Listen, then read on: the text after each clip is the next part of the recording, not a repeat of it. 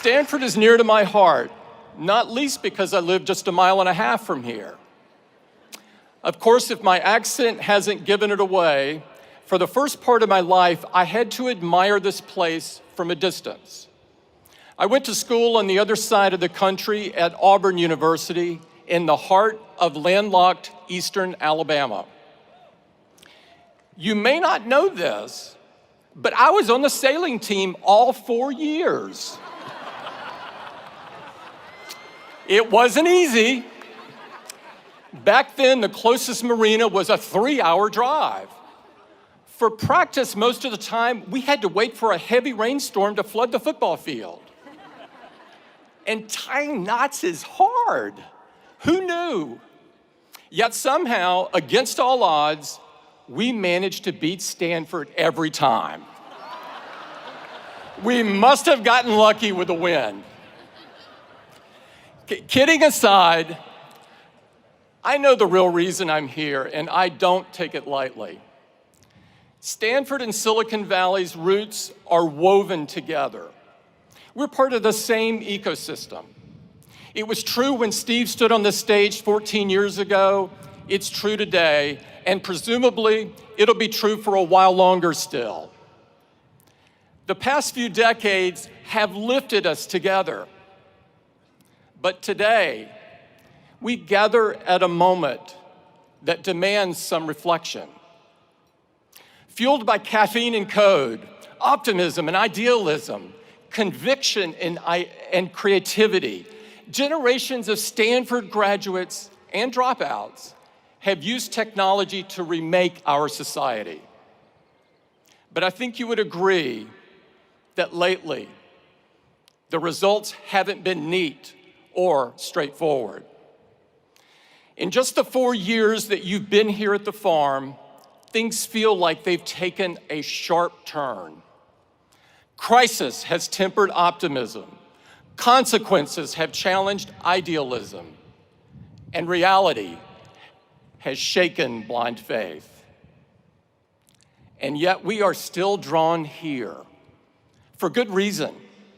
Big dreams live here, as do the genius and passion to make them real. In an age of cynicism, this place still believes that the human capacity to solve problems is boundless. But so it seems is our potential to create them. That's what I'm interested in talking about today. Because if I've learned one thing, it's that technology doesn't change who we are, it magnifies who we are, the good and the bad. Our problems in technology, in politics, wherever, are human problems. From the Garden of Eden to today, it's our humanity that got us into this mess, and it's our humanity that's going to have to get us out.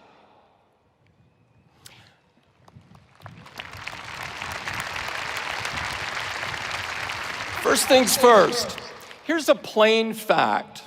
Silicon Valley is responsible for some of the most revolutionary inventions in modern history. From the first oscillator built in the Hewlett-Packard garage, to the iPhones that I know you're holding in your hands. Social media, shareable videos, snaps and stories that connect half the people on Earth. They all trace their roots to Stanford's backyard. But lately, it seems, this industry is becoming better known for a less noble innovation. The belief that you can claim credit without accepting responsibility. We see it every day now, with every data breach, every privacy violation, every blind eye turned to hate speech. Fake news poisoning our national conversation. The false miracles in exchange for a single drop of your blood. Too many seem to think that good intentions excuse away harmful outcomes. But whether you like it or not, what you build and what you create define who you are. It feels a bit crazy that anyone should have to say this. But if you've built a chaos factory, you can't dodge responsibility for the chaos. Taking responsibility means having the courage to think things through. And there are few areas where this is more important than privacy. If we accept as normal and unavoidable that everything in our lives can be aggregated, sold, or even leaked in the event of a hack, then we lose so much more than data. We lose the freedom to be human. Think about what's at stake. Everything you write, everything you say, every topic of curiosity, every stray thought, every impulsive purchase, every moment of frustration or weakness, every gripe or complaint, every secret shared in confidence. In a world without digital privacy, even if you have done nothing wrong other than think differently, you begin to censor yourself. Not entirely at first, just a little, bit by bit. To risk less, to hope less, to imagine less, to dare less, to create less, to try less, to talk less, to think less. The chilling effect of digital surveillance is profound, and it touches everything. What a small, unimaginative world we would end up with. Not entirely at first, just a little, bit by bit. Ironically, it's the kind of environment that would have stopped Silicon Valley before it had ever gotten started. We deserve better. You deserve better. If we believe that freedom means an environment where great ideas can take root, where they can grow and be nurtured without fear of irrational restrictions or burdens, then it's our duty to change course. Because your generation ought to have the same freedom to shape the future as the generation that came before. Graduates, at the very least, learn from these mistakes. If you want to take credit, first, learn to take responsibility.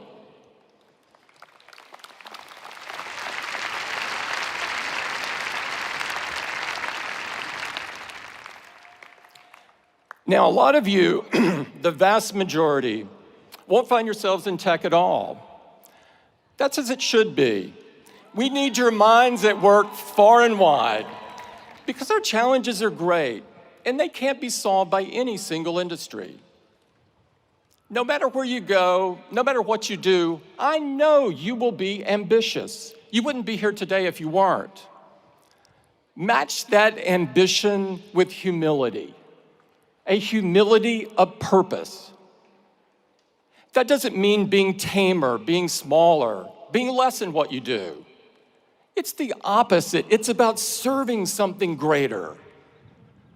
The author Madeleine L'Engle wrote, "Humility is throwing oneself away in complete concentration on something or someone else." In other words, whatever you do with your life, be a builder.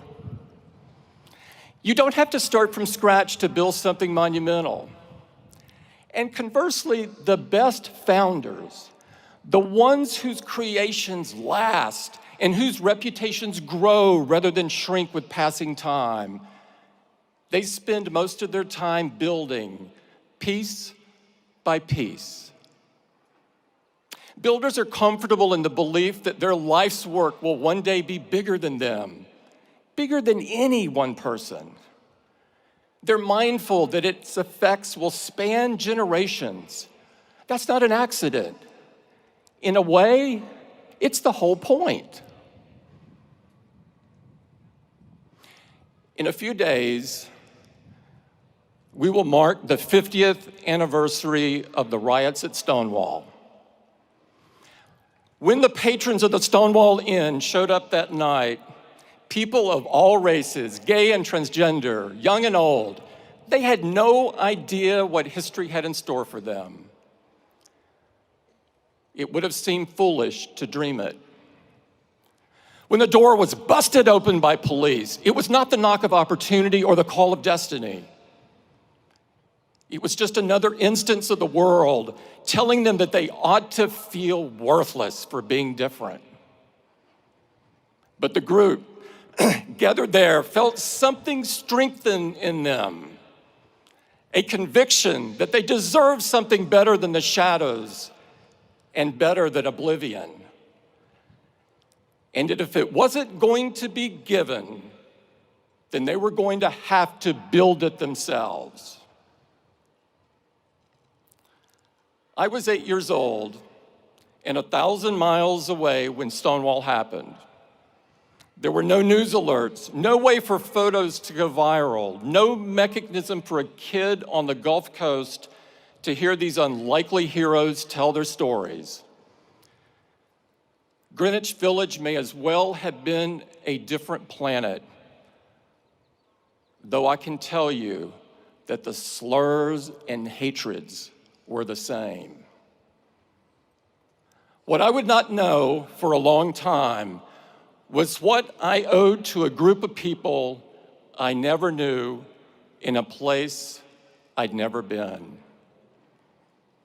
Yet I will never stop being grateful for what they had the courage to build.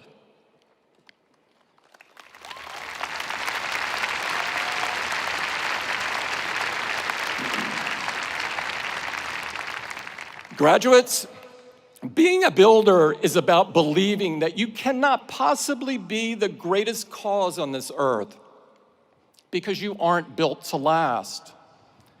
It's about making peace with the fact that you won't be here for the end of the story. That brings me to my last bit of advice. 14 years ago, Steve stood on this stage and told your predecessors, your time is limited, so don't waste it living someone else's life. Here's my corollary. Your mentors may leave you prepared, but they can't leave you ready. When Steve got sick, I had hardwired my thinking to the belief that he would get better. I not only thought he would hold on, I was convinced down to my core that he'd still be guiding Apple long after I, myself, was gone. Then one day, he called me over to his house and told me that it wasn't going to be that way. Even then, I was convinced he would stay on as chairman, that he would step back from the day-to-day but always be there as a sounding board. But there was no reason to believe that. I never should have thought it. The facts were all there. And when he was gone, truly gone, I learned the real, visceral difference between preparation and readiness. It was the loneliest I've ever felt in my life, by an order of magnitude. It was one of those moments where you can be surrounded by people, yet you don't really see, hear, or feel them. But I could sense their expectations. When the dust settled, all I knew was that I was going to have to be the best version of myself that I could be.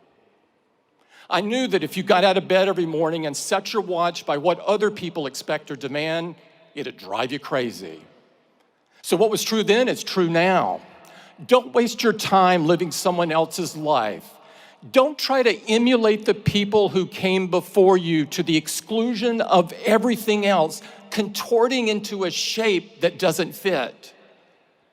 It takes too much mental effort that should be dedicated to creating and building. You'll waste precious time trying to rewire your every thought, and in the meantime, you won't be fooling anybody. Graduates, the fact is, when your time comes, and it will, you'll never be ready. But you're not supposed to be. Find the hope in the unexpected. Find the courage in the challenge. Find your vision on the solitary road. Don't get distracted. There are too many people who want credit without responsibility. Too many who show up for the ribbon cutting without building anything worth a damn. Be different. Leave something worthy. And always remember that you can't take it with you. You're going to have to pass it on. Thank you very much, and congratulations to the class of 2019.